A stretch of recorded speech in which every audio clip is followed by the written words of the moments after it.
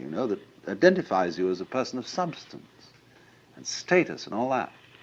So there's a great problem here in our society. Now, why is there this problem? There's always a very inconsiderable minority of these non-joiners or people who check out of the game. But you will find that insecure societies are the most intolerant of those who are non-joiners. They are so unsure of the validity of their game rules that they say everyone must play. Now that's a double bind. You can't say to a person, you must play, because what you're saying is you are required to do something which will be acceptable only if you do it voluntarily. You see? So everyone must play is the rule in the United States. And it's the rule in almost all Republican governments. I mean Republican in the sense of democratic. Because they're very uneasy. Because everybody is responsible. You mean you may try not to be and avoid it and say, oh, let the senators take care of it or the president.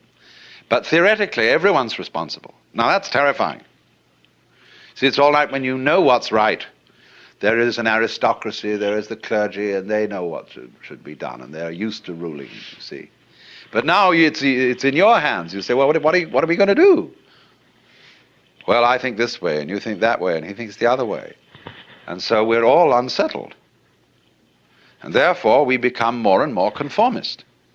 Individualism, rugged individualism, always leads to conformism, because people get scared. And so they herd together, and compounded with industrial society, mass production, etc. They all wear the same clothes, and they're sensible clothes that don't show the dirt too much. And we get duller and drabber, and with the exception of the Californian Revolution.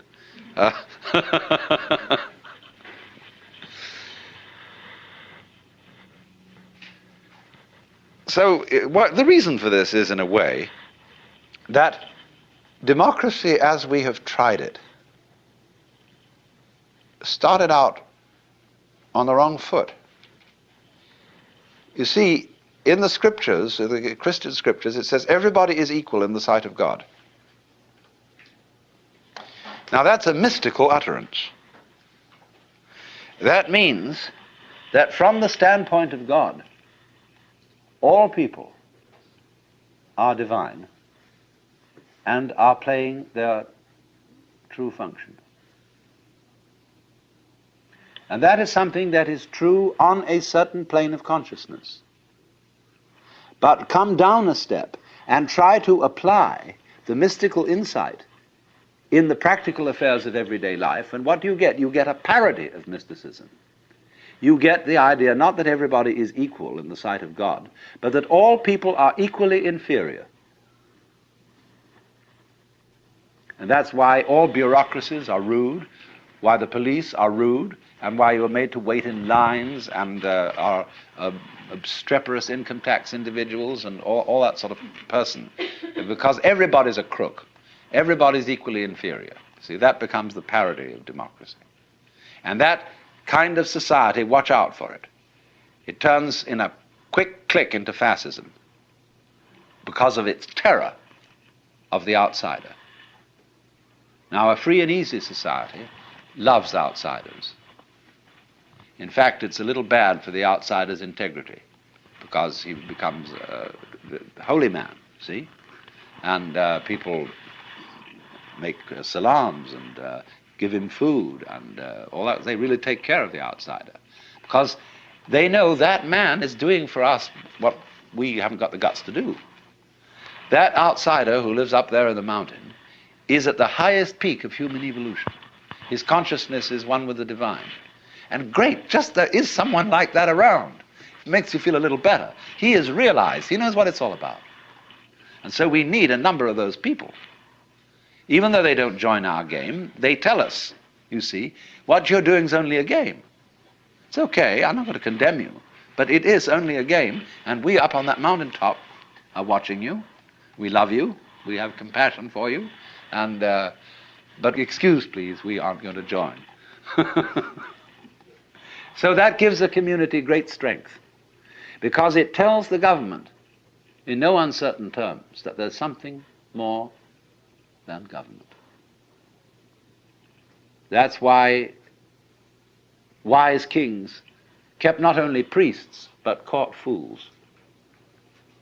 The court fool is much more effective than the priest, to remind the king that after all he's human. And you know how in Richard II, where the fool is called the antic, the king says, "Within the hollow crown that rounds the mortal temples of a king keeps death his watch." And there the antic sits, scoffing at his state and grinning at his pomp, allowing him a little time to monarchize, be feared, and kill with looks. And then at last comes death, and with a pin bores through his castle wall, and farewell, king. See, always this reminder of the priest or of the antic to the royalty, to the government. You are going to die. You are mortal. Don't give yourself airs and graces as if you were a god.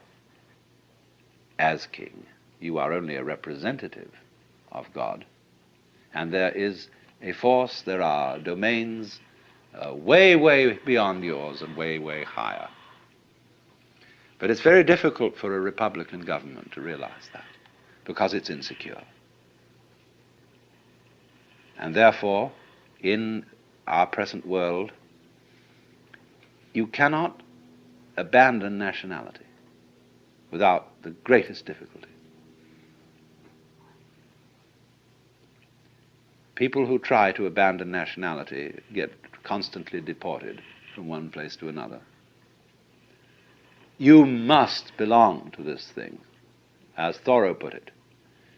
However far into the forests you may go, men will pursue you and compel you to belong to their desperate company of oddfellows.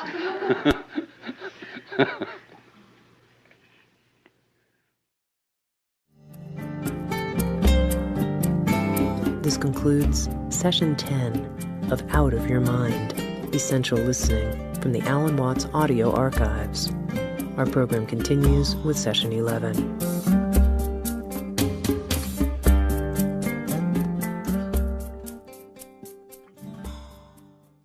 I started out yesterday to discuss what the self means in Hindu philosophy, the principle tat tvam asi, that art thou, meaning that the self is the basis of all being. And being is not something into which we come, but out of which we proceed. In popular language, we say, I came into this world, as if you came from somewhere else altogether, from outside. But you don't. You come out of this world, just in the same way as the leaves come from the tree. And so in that way you are an expression of it, and the self meaning itself, self meaning identity, self meaning basis, ground, is what everybody fundamentally is. Then I went on to discuss the world as the self in the sense of the cosmos as the self, the great cycles of time in which, according to Hindu philosophy and mythology, the world is manifested and then again withdrawn. And now I want to go on to discuss the human world as the self. Well, now, there have in the known history of mankind been about 3 types of culture. We'll call them hunting cultures, agrarian cultures, and industrial cultures. The hunting culture seems to have been the earliest. And agrarian cultures arose when hunters learned to farm and therefore had to settle in certain places. And it was then that men built cities. And when we pass from the hunting to the agrarian culture, we notice two very important changes occur. In the hunting culture, every man is expert in the whole culture. That's because he spends a good deal of time alone in the forests or on the hills. And so he has to know how to make clothes, how to cook, how to build, how to fight, ride, and all those things. But as soon as